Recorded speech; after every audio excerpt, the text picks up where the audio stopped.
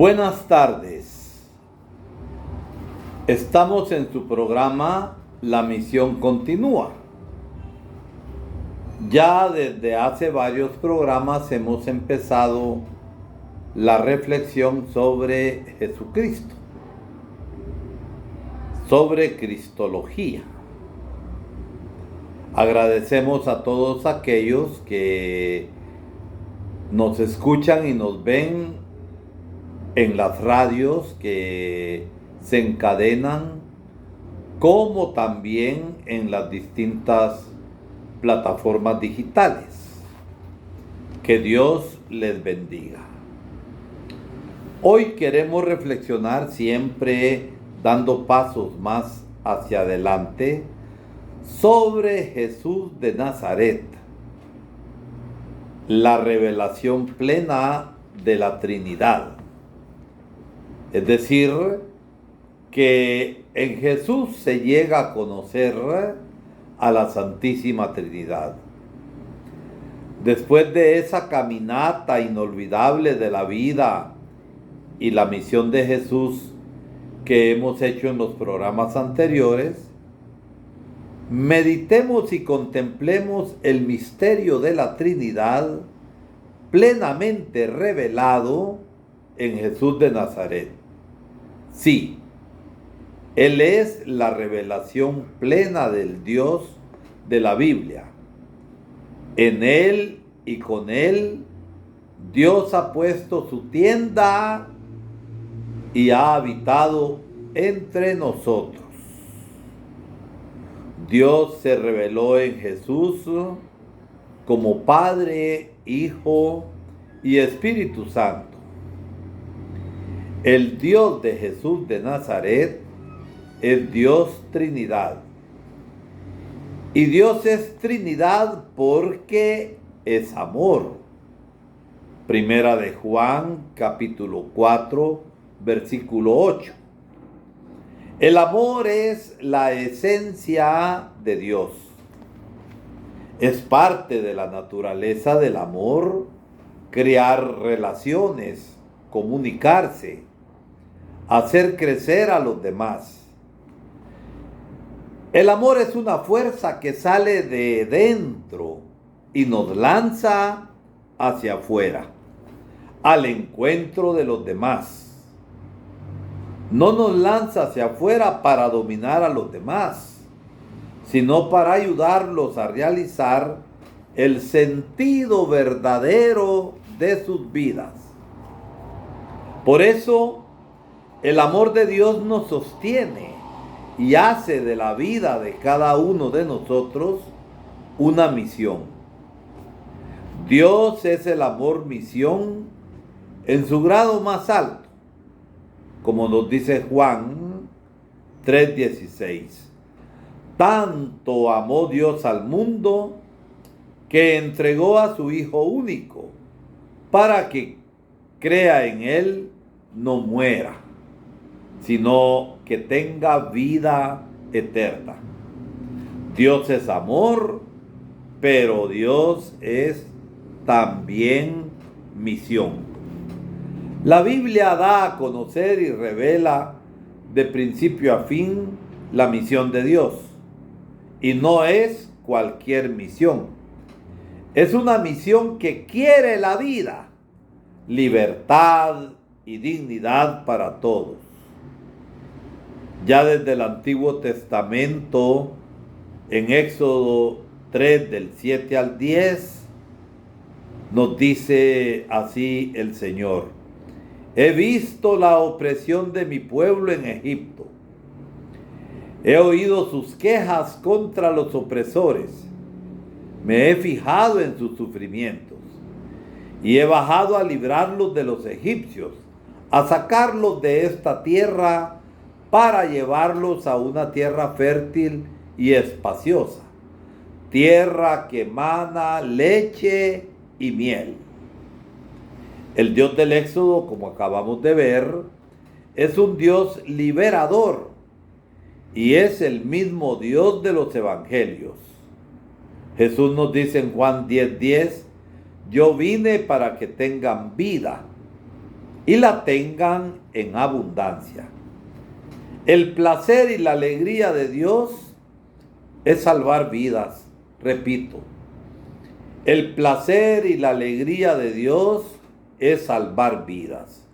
Salvar a todos, a la humanidad entera. Dios quiere salvación y no condenación. ¿Por qué? Porque Dios es amor.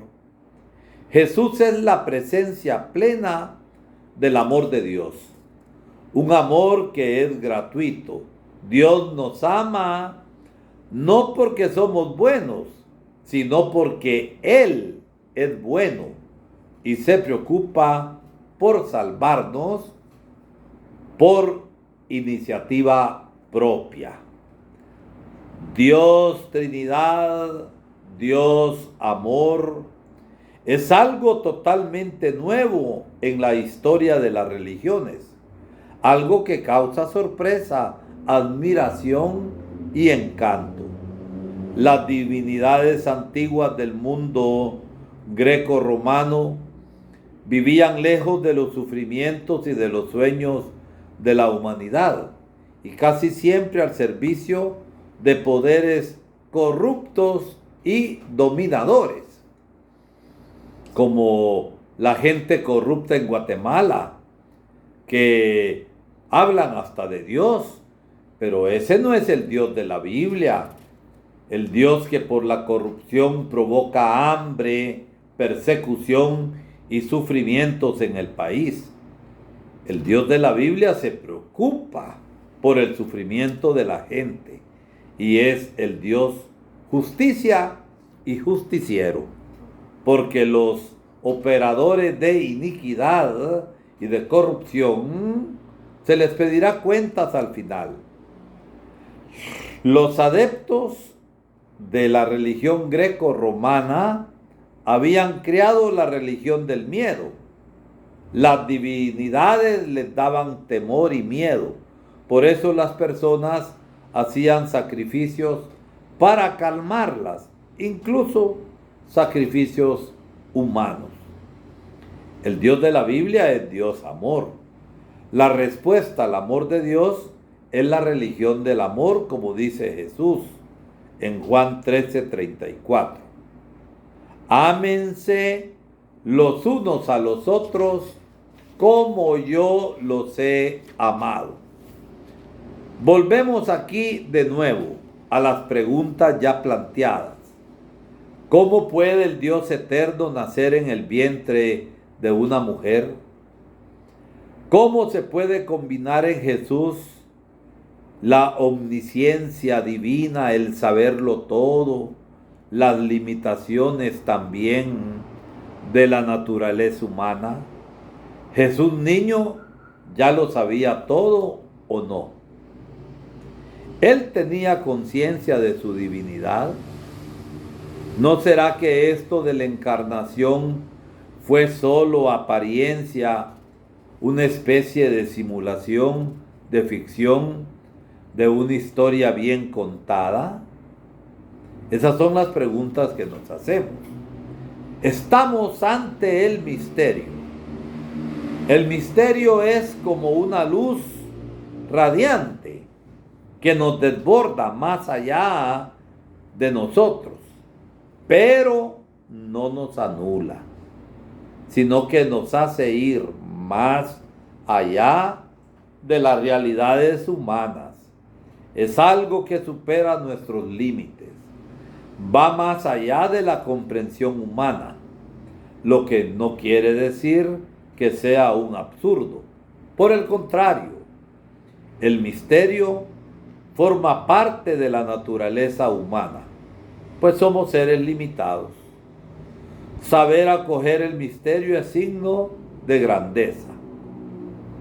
La más bella experiencia que podemos tener es la del misterio. Es la emoción fundamental que está en el origen de la verdadera ciencia. Quien no sabe de eso y ya no puede sorprenderse o maravillarse, está prácticamente muerto. Así decía Albert Einstein.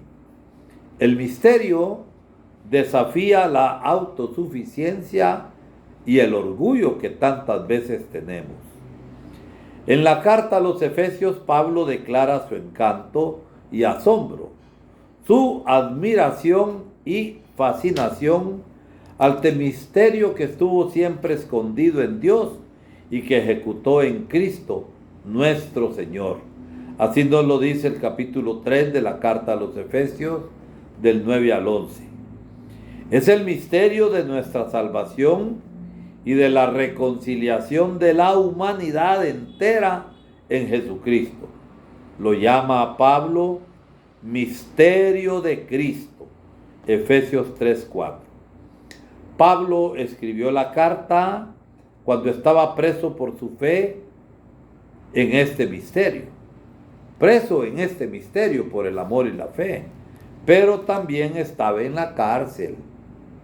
Estaba preso por su fe y doblaba las rodillas en actitud de oración, de agradecimiento y con una gran alegría interior de la contemplación de este misterio.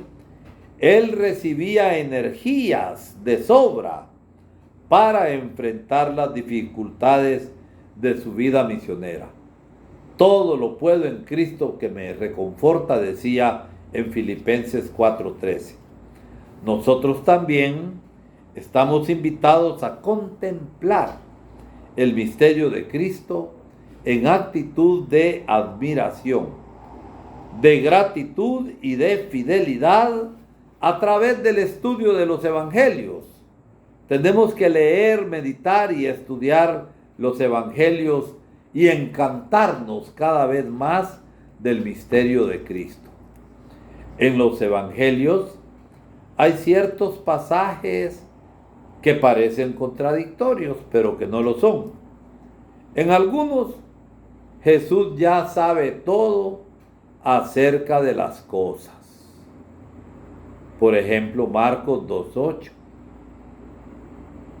Juan 13 del 1 al 11. En otros no lo sabe todo. Marcos 13:32. El Evangelio de Lucas dice que Jesús crecía en sabiduría y en estatura y gracia delante de Dios y de los hombres. ¿Cómo explicar estas diferencias? Una vez más, estamos ante el misterio. Y ante el misterio, nuestra mejor actitud es el silencio, es la docilidad interior, es la adoración, es la admiración, la gratitud y el compromiso.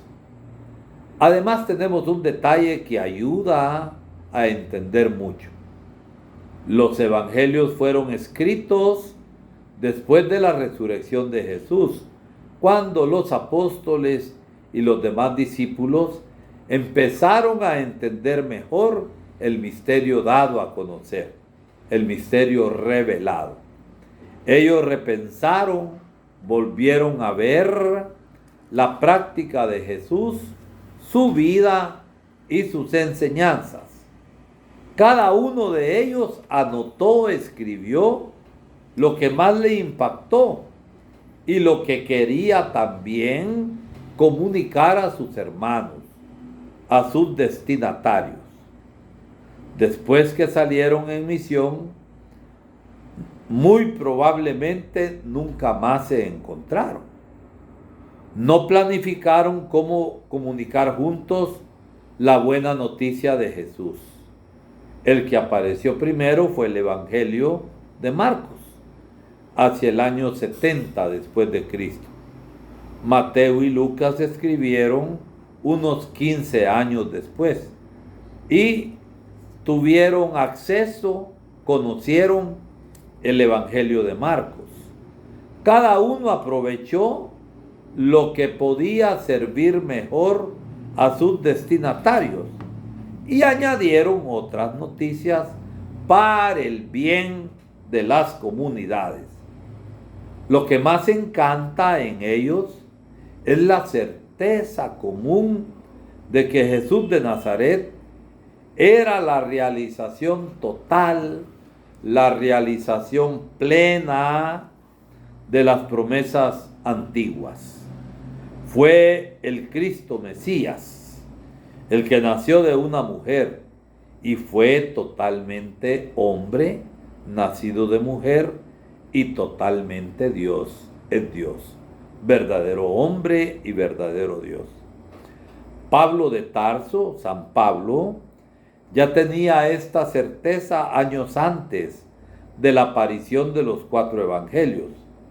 Entre los años 52 al 54, probablemente desde la cárcel de Éfeso, Pablo escribió una hermosa carta a la comunidad cristiana de Filipos, en la cual afirma claramente que la divinidad de Jesús quedó escondida en su humanidad. Un Jesús tan auténtico, así, tan verdaderamente humano, solo podía ser Hijo de Dios.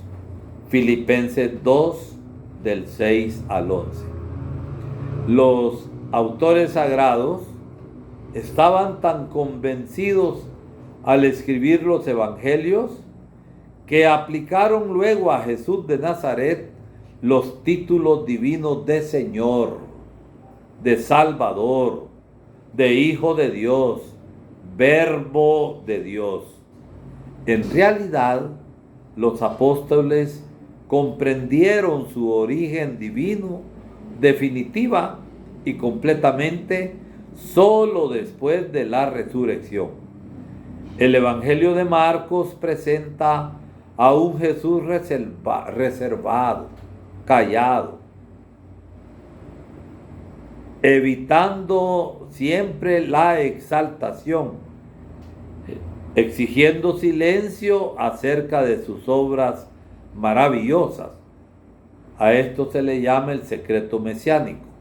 Esto significa que cada uno es invitado a madurar la fe en Jesús sin depender de pruebas extraordinarias y sin magia. Los estudiosos lo llaman el secreto mesiánico. El Evangelio de Marcos es una progresiva revelación, el dar a conocer a Jesús, Mesías, hasta llegar a su plenitud con la muerte, resurrección. Realmente, exclama el centurión, este hombre era el Hijo de Dios. Cuando se presenta y presencia la muerte de Jesús, este oficial, este centurión dice que era pagano. Realmente este hombre era el Hijo de Dios. Las comunidades de Marcos proclamaban a Jesús Hijo de Dios, en oposición al emperador romano que se consideraba Hijo de Dios. Y esto causó muchos conflictos y muchas persecuciones a la iglesia, a los cristianos. El episodio de los 2 discípulos de Emaús recuerda el proceso de comprensión de la identidad de Jesús que tardó tiempo. Tal proceso terminó con el Evangelio de Juan al final del siglo I, cuando Jesús fue reconocido como Hijo único de Dios, Dios mismo. Los conflictos surgidos a finales del siglo I y en los 3 siglos siguientes han de servir para esclarecer y definir a Jesucristo, verdaderamente hombre y verdaderamente Dios. Por lo tanto, al encontrar en los evangelios estos títulos divinos de Jesús, podemos entender lo que realmente fue ese progresivo reconocimiento de la divinidad de Jesús por parte de los discípulos. Jesús, durante su vida terrenal, No exhibió títulos divinos y no los exigió. Simplemente él pasó haciendo el bien y sanando a los poseídos del diablo, porque Dios estaba con él.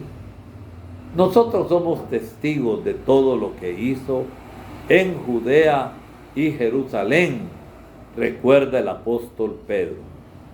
Para definirse a sí mismo y su misión, Jesús usó la expresión Hijo del Hombre, que aparece alrededor de 80 veces en los evangelios. Es verdad que también este título fue actualizado por las comunidades. En Juan, el Hijo del Hombre es Hijo de Dios. Juan 5:27.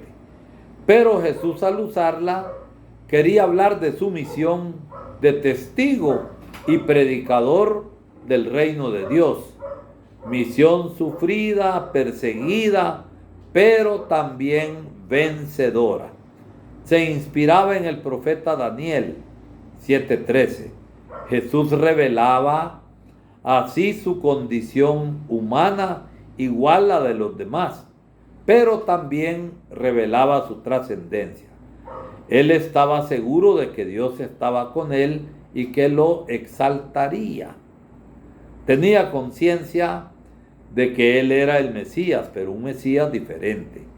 El Mesías siervo, sufriente y vencedor. Su misión dura y sufrida tenía futuro.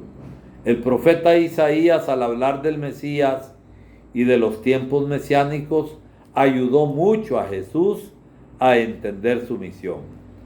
Jesús llamaba a Dios Abba. La palabra Abba proviene de la lengua aramea, la lengua más hablada en Galilea del tiempo de Jesús, y significa papá, papito. Una expresión de confianza. Indica una relación filial especial y única de Jesús con el Padre. Eso, sin embargo, no liberó a Jesús de las dudas y de la búsqueda constante de la voluntad del Padre, porque él mismo fue probado como nosotros en todas las cosas, menos en el pecado. Hebreos 4:15. Jesús tenía su propia voluntad, pero buscaba siempre unirla a la voluntad del Padre. Mi alimento es hacer la voluntad del Padre, del que me envió a realizar su obra. Así decía Jesús. Iba aprendiendo y viviendo la voluntad del Padre a partir de las situaciones concretas que enfrentaba. Tuvo una existencia totalmente humana.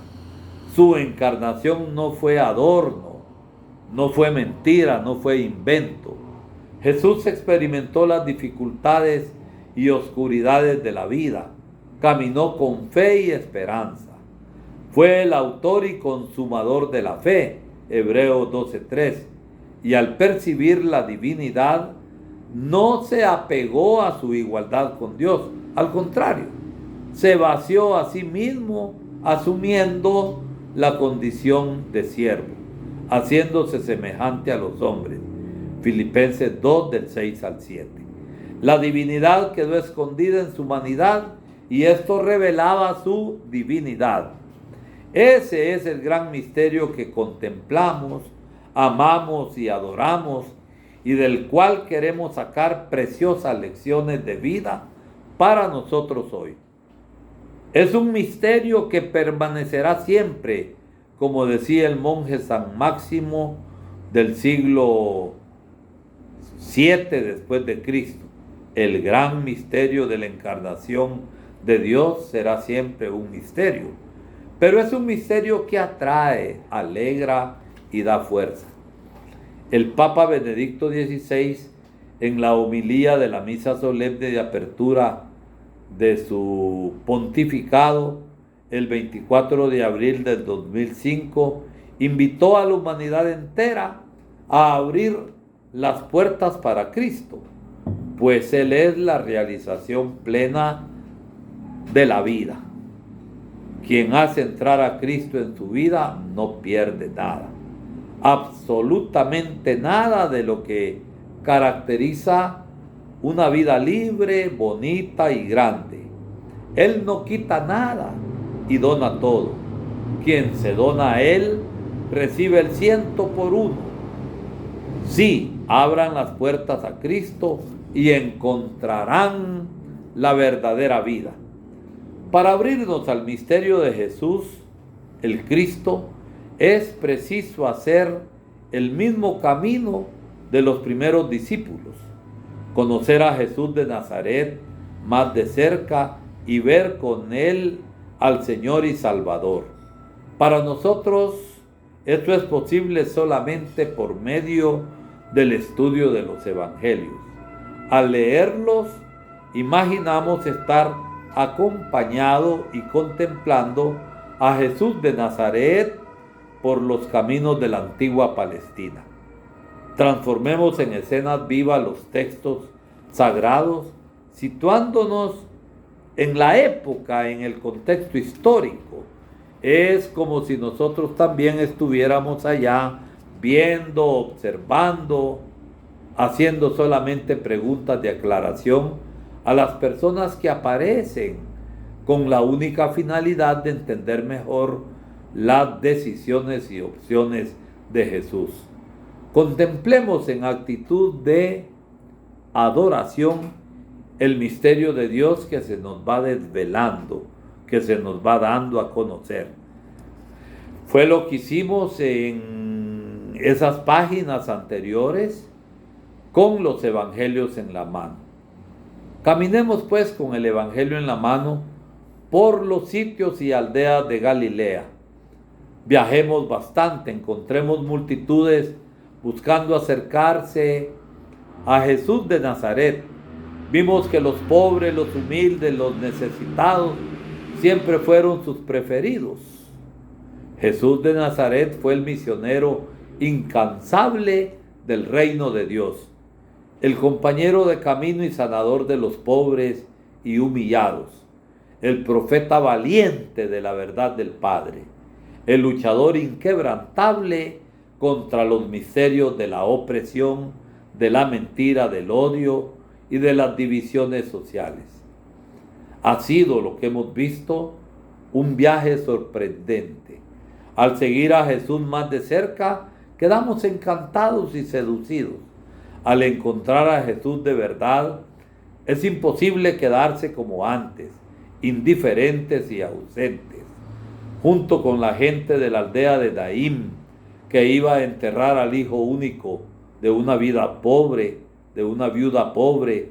Al ver a Jesús resucitando al niño, podemos también glorificar a Dios diciendo: un gran profeta ha aparecido entre nosotros y Dios ha venido a visitar a su pueblo. Lucas 7, 16, 17. O podremos seguir el ejemplo del ciego de nacimiento, que al ser sanado por Jesús hizo su bella profesión de fe: yo creo, Señor, y se arrodilló ante Jesús. Vemos pues cómo Jesús es quien nos revela al verdadero Dios, al Dios trinitario. Dios les bendiga y hasta el próximo programa. Pasen buena tarde.